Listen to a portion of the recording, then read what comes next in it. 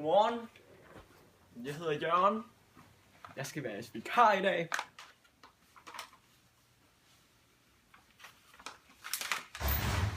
Kan du se, hvad der står der? Hallo? Kan du se, hvad der står?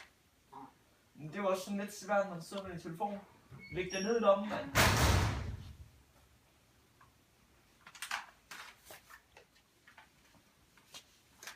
Er der nogen, der ved, hvad det der det giver?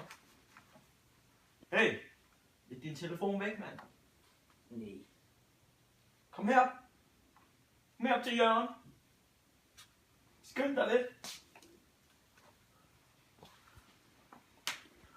Har jeg ikke sagt, du skulle lægge din telefon væk? Forstår du det?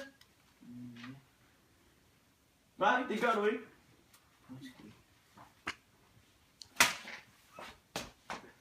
Forstår du nu? Nej.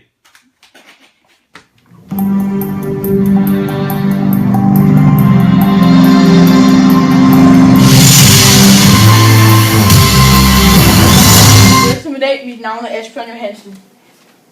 Her til middag har vi fået en rapport, at der er sket en uheldig hændelse.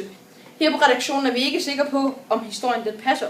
Men eleverne på skolen har fortalt, at en lærer ved navn Jørgen har slået en elev.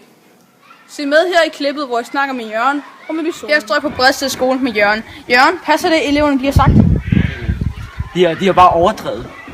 Jeg har måske meget stort temperament, men de passer ikke. Jørgen, tror du kan beholde dit job efter det eleverne de har sagt? Jeg ved, jeg hænger i en tynd tråd, men tiden må vise.